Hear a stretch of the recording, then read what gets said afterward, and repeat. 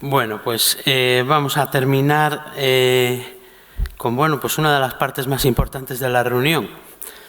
Así que, además de presentarnos el registro de actividad general y darnos unas pinceladas sobre el registro TABI, Bruno, que es el encargado de la Junta Directiva de hacer esta labor, y luego nos deleitará pues, con unas imágenes seguro que bastante impresionantes. Tienes 5 minutos para el registro y 30 minutos para lo otro. Os iba a proponer eso precisamente. O sea, a mí no es que me haya tocado bailar con la más fea, sino que me toca bailar sin música casi. Pero bueno, ¿cómo se arranca esto? ¿Dándole simplemente? No hay vela. Bueno, vamos con el registro. Agradecer a Lucía que me tuvo ayer resacoso en el comedor aquel tan grande que hay en el hotel, discutiendo las diapositivas.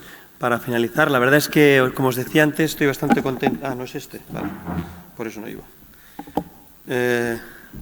Pues han rellenado bastantes hospitales sin que haya tenido que insistir demasiado. 105, el año pasado eran 106. Vamos a ir directamente. Curiosamente salen más públicos que privados. No es esto. Esto es el láser. Bueno, le doy con el botoncito. En cuanto a laboratorios, de los 105 hospitales, 136 salas dedicadas, 56 compartidas, solo 13 híbridas. Y en cuanto a médicos, 693 médicos en plantilla, de los cuales más o menos la mitad acreditados, un poquito menos de DUEs respecto al año pasado, 2 o 3 menos, y algún técnico que otro más. En cuanto a la actividad diagnóstica, destacar el número total ha aumentado. Y lo que está muy bien es que sigue aumentando el acceso radial y ya estamos en un 74% de abordaje radial, 3 puntos porcentuales más que el año pasado. Y yo creo que eso está muy, muy bien. Eso me parece que fue ayer Juana Tey que presentó, ¿no?, los índices esos de calidad, o no sé qué, creo que era el 50% de acceso radial. En España claramente estamos muy por encima. Ver que los estudios diagnósticos siguen una curva ascendente con 140.000, y especialmente a expensas de las coronariografías, que suben todavía casi más de 5.000 estudios este año, lo cual, pues, a pesar de que oímos de que el coronario está estancado y demás, pues quizás todavía hay laboratorios que aumentamos la actividad. En cuanto a biopsias, bueno, esto es anecdótico, suben un poquito, quizás porque hay más trasplantados. El abordaje radial, lo que os decía, ya hemos pasado de 100.000 estudios diagnósticos por abordaje radial. Esto sería la distribución de cada año bimodal en cuanto a número de casos por centro. Siempre voy muy rápido quizás, pero yo creo que esto no creo que sea muy importante. Y además, otra cosa que os tengo que decir es que Lucía puede colgarlo en la web esta misma noche y si no le funcionase el wifi lo colgará el lunes por la mañana, es decir, que lo podréis mirar. Esto es la base poblacional sobre la cual haremos el cálculo por millón de habitantes en cada una de las comunidades. Veis que el número total de diagnósticos totales, lo que os decía, ha aumentado y ha aumentado en cuanto a por millón de habitantes. Esta es la distribución de las diferentes comunidades. Quizás veréis algún cambio y, de hecho, seguramente, lo que os decía, ¿no?, tenemos que reabrirlo y alguna de las comunidades que veáis aquí, pues diferencias, pues valdrá la pena que podamos rellenarlo de forma correcta o de forma perfecta, para decirlo de alguna forma, para la publicación. Esto es en cuanto a coronariografías, porque el estándar europeo no es en cuanto a diagnósticos, sino coronariografías. Y, de hecho, aquí se ve un poquito más de dispersión entre comunidades y alguna comunidad que seguramente tenemos un defecto que no han rellenado el dato de coronariografía y lo han puesto como diagnóstico total. En cuanto al diagnóstico intracoronario, que ha salido varias veces durante las jornadas, lo que decíamos, quizás lo más sorprendente es lo que decíamos, la guía de presión ha aumentado, el IBUS sigue bajando, a pesar de que salen las guías que el IBUS durante el ICP está recomendado en alguno de los casos, y lo que claramente ha aumentado mucho, y de hecho hemos visto un montón de casos y de premios con OCT, con lo cual es la técnica de moda. En cuanto a los estudios con AngioTAC, esto es un dato que no se mueve. De hecho, yo creo que está mal rellenado el del año pasado porque 13.000 me parecen muchísimos y me comprometo a revisarlo, pero yo creo que está alrededor de los 9.000. En cuanto al intervencionismo coronario, esta es una de las fotos más importantes, pues sin haber tocado nada ni revisado nada, hemos subido casi 2.000 procedimientos más de intervencionismo coronario. Y ahora lo veremos. Esta es la distribución por comunidades del intervencionismo coronario, con una media de 1.400. Por fin, pues subimos un poquito respecto al año previo. Lo dejo un poquito por si estáis buscando alguno de vosotros vuestra comunidad, a ver qué ha hecho. Lo que os decía, hay alguna comunidad que o realmente han bajado por algún motivo que desconozco o falta por rellenar alguno de los datos concretos. De nuevo, la distribución bimodal, ¿no? Centros de muy poquito volumen y centros de volumen medio-alto predominante. En cuanto al diagnóstico intracoronario durante el intervencionismo, veis que el porcentaje de utilización del IBUS sigue bajando a favor del porcentaje guía de presión.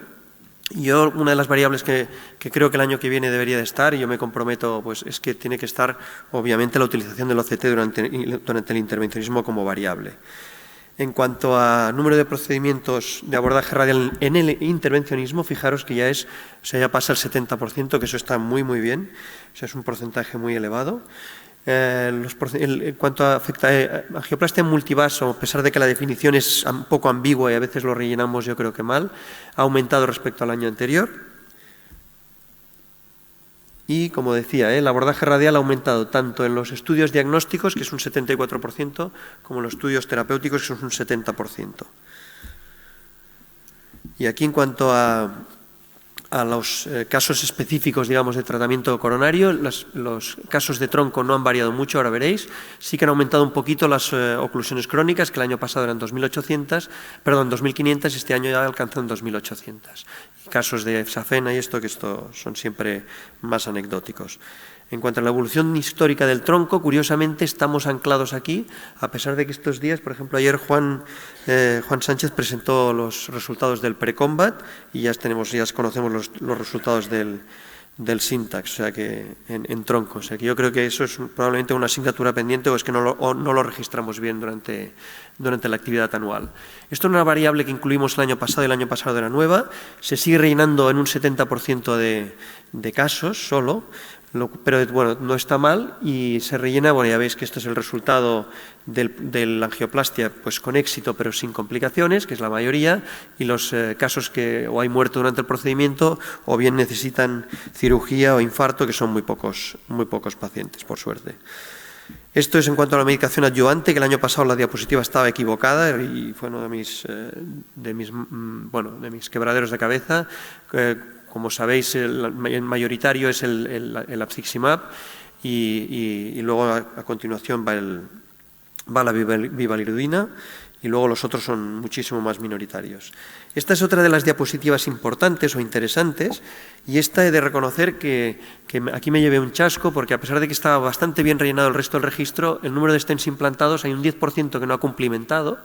No sé si eso es porque ahora hemos introducido, o el año pasado se introdujeron más variables en cuanto a los dispositivos bioabsorbibles, pero veis que no alcanzamos, el año pasado era casi 100.000 stents, y yo creo que en realidad debemos estar cerca de estas cifras, pero en cambio pues lo que sale en el registro es esto, 93.700 y pico, con una relación de stent por procedimiento menor de 1,38, y a pesar de que había una tendencia inicialmente de descenso de la ratio de stent por procedimiento, me sorprende que hayamos bajado tanto desde el 1,5 hasta un 1,3. A favor de eso podría ser pues, lo que comentábamos antes, que a lo mejor se utiliza más la guía de presión y hay lesiones que no estentamos, o utilizamos stents largos o hay más angioplastia primaria y se utiliza un único stent, pero la verdad es que esto yo creo que queda un poquito en entredicho que la cifra esta sea exacta. Lo que sí que es bastante más exacto y yo creo que cuadra bastante con nuestra práctica habitual es que el porcentaje de utilización de stent farmacoactivo sigue aumentando. Hablo de stent y no de dispositivo bioabsorbible, que me lo he saltado, y deciros simplemente que han rellenado, bueno, en el registro se ha rellenado muy mal, o sea, esto es todavía algo que quizás las bases de datos no las hemos actualizado y o lo ponemos como stent o no lo ponemos. Y probablemente yo creo que el incremento tiene que ser mucho más que esto y de hecho a vos le puedo preguntar luego las cifras de mercado aquí en España. Luego que nos queda la aterectomía rotacional, que ya ha adoptado una fase de plató bastante estable desde el año 2007. Y otros procedimientos, pues veis que el balón de corte también está en una fase de plató alrededor de 2.000 y pico procedimientos, quizás ha aumentado un poco. Y los dispositivos extractores de material trombótico, pues ya habéis visto que quizás con la literatura actual, con los estudios que se han publicado, pues se ha frenado y probablemente bajará en cuanto a su uso. En cuanto al intervencionismo en el infarto, que es la otra de las fotos interesantes o importantes, veis que Lo he puesto en rojo porque esto está por revisar, porque realmente la cifra inicial me salía por debajo de la cifra del año anterior, pero realmente había más de un 8% de centros que no habían rellenado las angioplastias que se habían hecho en el seno del infarto. Luego esta es la distribución por comunidades. Veis que la media, curiosamente, pues nos sale más baja, pero es por lo que os decía, que está en rojo, que hay centros, hay comunidades que ya no han rellenado ese dato, y lo cual esto es de las cosas que nos queda pendiente por revisar. Las comunidades que lo han rellenado correctamente yo creo que son las que tienen menos saltos entre un año y otro. Esto es lo que sería en cuanto a angioplastia primaria, no angioplastia en el infarto. Y veis que, bueno, el relleno quizás... Aquí ha habido un problema, que yo creo que la variable de angioplastia en el infarto, a veces la gente rellena la angioplastia primaria y luego cuando le sale la primaria, la de rescate así, ya no rellena y lo deja vacío. Y esto es lo que yo creo que ha sucedido. Esto es una de las cosas a revisar. Lo que sí que queda claro es que hay pocas comunidades que alcancen la media recomendada de angioplastia primaria en el infarto en Europa. Eso nos viene sucediendo cada año y sigue sucediendo a pesar de que crezcan un poquito y a pesar de los códigos infarto en cada una de las 17 comunidades o 14 más el parche aquel que teníamos en el sur, ¿no? En cuanto a la distribución de angioplastia primaria o angioplastia en el infarto por centros, veis que aquí lo que hay es una distribución progresiva, o sea, de centros de mucho volumen, y luego, curiosamente, hay pues también muchísimos centros de muy poco volumen que no cumplirían, digamos, las recomendaciones que comentaba ayer el doctor Juan Atey del Indicor, me parece que se llamaba. Esto es la distribución que os decía. Yo creo que esta variable se rellena muy mal, quizás porque el año pasado introdujimos aquí lo de la fármaco-invasiva en el STEMI y la postrombolisis, y probablemente esto en la base de datos a lo mejor no lo recogemos de forma prospectiva y luego revisarlo, la verdad es que cuesta mucho. En cuanto a la valvuloplastia, intervencionismo valvular, veis que las valvuloplastias aórticas se frenaron y la valvuloplastia mitral sigue en un plató pues desde hace muchos años, como se ve en esta diapositiva. Estas son las valvuloplastias aórticas, que veis que tuvimos un pico en el año 2012, quizás por las valvuloplastias puente a la TAVI, pero ahora se ha reducido y probablemente eso es una buena noticia, porque la valvuloplastia puente pues probablemente debería tener los días contados. En cuanto a intervencionismos en otros procedimientos no coronarios, ha aumentado los leaks mitrales. Veis que de mitrales han pasado de 88 a 127, lo cual empieza a ser una cifra interesante, y de hecho yo creo que ya tenemos varios expertos nacionales en esto. Los leaks aórticos han aumentado un poquito, y lo que sí que ha disminuido, y prácticamente a más de la mitad, son los procedimientos de denervación renal. En cuanto al intervencionismo en cardiopatías congénitas, veis que se han reducido los dos grandes grupos de tratamiento aquí, que serían la CIA y el foramen oval, y en cambio ha aumentado un poquito la coartación de aorta y otros procedimientos que podemos registrar.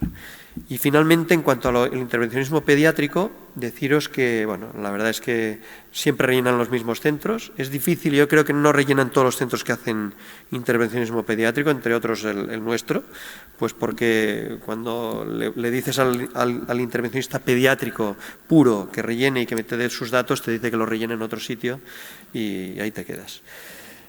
La verdad es que ellos lo que hacen, sobre todo, son procedimientos tanto en válvula pulmonar como ramas pulmonares, y también el cierre de ductus. La verdad es que el resto no sé si tenéis muchísimo interés en saber esto, pero...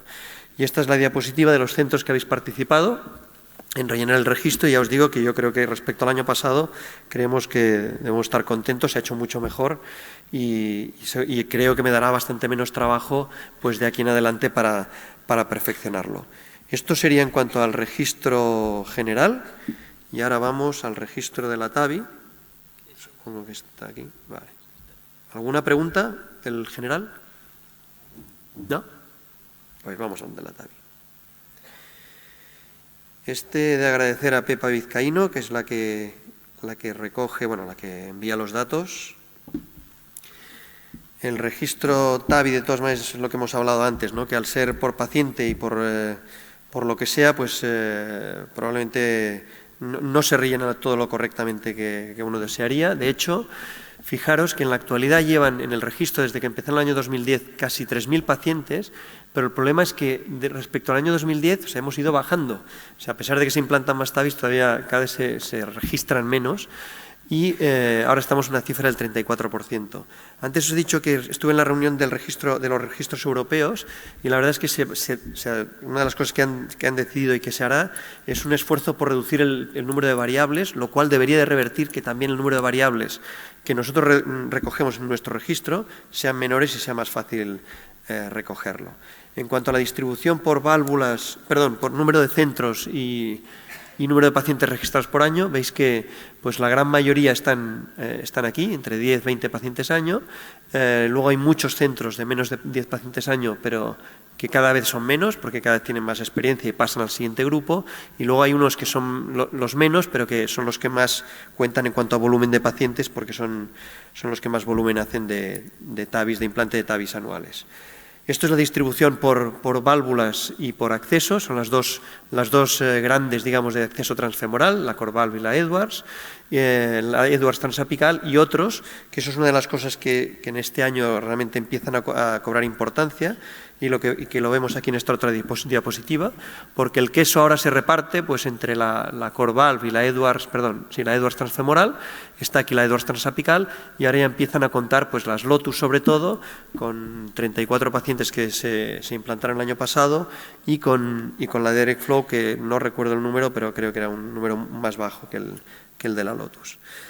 En cuanto al procedimiento, nada, simplemente deciros que se realiza la gran mayoría en el laboratorio de hemodinámica y los datos de escopia, duración del procedimiento y contraste, pues en principio quizás yo creo que con el tiempo ganaremos y iremos bajando estos datos en cuanto a calidad del procedimiento. Esto sería en cuanto a la distribución de los tamaños. Veis que la mayoría de las Edwards transfemorales y transapicales están entre la 23 y la 26, mientras que la Corvalve está entre la 26 y la 29. Eso es cuestión técnica de cada uno de los dispositivos. Y estos son los datos ya importantes del registro, o los datos de resultado. Éxito durante el implante, 95%, es un porcentaje elevado, con solo un 5% de fracaso. En cuanto a éxitus hospitalario, que es la variable más dura, pues un 5,7%, que me parece que es, lo que decía Juan Atey era menos de un 10% de mortalidad, no sé si era a los 30 días hospitalario, pero era menor de un 10%. Si lo que analizamos es, la variable que decimos o etiquetamos de éxito, paciente dado de alta con éxito, sería sin insuficiencia aórtica severa y sin necesidad de conversión a cirugía cardíaca, pues veis que este porcentaje asciende a un 10% y yo creo que con las nuevas válvulas, la verdad es que el porcentaje de insuficiencia aórtica severa, esto es una variable combinada que no es tan dura como la muerte, obviamente, pero yo creo que cuenta mucho la insuficiencia aórtica severa postprocedimiento y que yo creo que con la experiencia y con los nuevos dispositivos debería de reducirse, con lo cual debería ser menor de un 10%. En cuanto al seguimiento clínico, que esto es lo que es quizás la parte bonita del registro TAVI, veis que en cuanto a la mortalidad global de todos los pacientes del registro, al año tiene una mortalidad del 84%, que creo que es una mortalidad más que aceptable. Si lo que analizamos son los pacientes dados de alta con éxito, como hemos definido antes, veis que la mortalidad asciende casi 5 puntos porcentuales, que es congruente con lo que hemos dicho, que pues hay una diferencia de 5% con las insuficiencias aórticas severas prácticamente. Y en cuanto a la supervivencia libre, si analizamos la mortalidad cardíaca, porque el otro es la mortalidad global, sabemos que son pacientes muy enfermos en general, pues la mortalidad cardíaca es solo de un 5% al año, que es una muy buena cifra. Estos son los centros participantes y por volumen, para que veáis pues dónde están y animar a que rellenen pues el registro. Y yo creo que esta es la otra de los centros. Y la última diapositiva os voy a poner, fijaros, yo nunca leo esta revista, que es The Economist, y me parece una revista aburridísima, pero siempre escucho a la gente que es tan importante saber de economía, y a mí no me interesa nada, pero en el avión van y la única revista que me dieron fue The Economist. Y pensé, me voy a leer algo, a ver qué encuentro. Y lo único interesante que encontré, y yo creo que es muy relevante, es un estudio sobre el envejecimiento de la población, que lo sabéis todos, lo han enseñado los sabios en muchas diapositivas, pero os voy a decir la curiosidad, yo me leí el artículo entero, me costó porque es un inglés bastante espeso, pero habla de la evolución en Europa de las pirámides de población en todos los países, y curiosamente Portugal y España, junto con Alemania, somos el país en mayor riesgo de envejecimiento por la base, y además con lo que dicen un índice de cobertura, es decir, de que la población activa que vamos a tener dentro de, parece que es 2030, va a ser mucho menor. ¿Y eso por qué os lo digo? Porque yo creo, fijaros, estamos ante un reto, yo creo que monumental en España, que es, cada vez hay más tratamientos percutáneos buenísimos y que todos lo sabemos y los queremos hacer, pero que son carísimos. Y yo creo que la única forma de que lleguemos y que podamos afrontar un reto de este tipo es rellenando los registros. Porque ayer lo dijo Juan Atey, y a mí no es que me impresionase el resto de la presentación, pero eso sí que es verdad. Si no tenemos resultados de nuestra actividad, será difícil que exijamos a la Administración aumento de los dispositivos, a no ser que sea diciendo a los pacientes que vayan con las listas de esperas a quejarse. Yo os lo digo porque yo os animo a que no perder la ilusión en rellenar registros. Yo espero que la Junta futura pues facilite más de lo que lo he hecho yo. Pero yo creo que va por ahí, o sea que hemos de demostrar que nuestros resultados son buenos. Yo estoy convencido que todos los hemodinamistas en España somos entre buenos y muy buenos, pero de alguna forma tendremos que registrarlo y demostrarlo. Muchas gracias.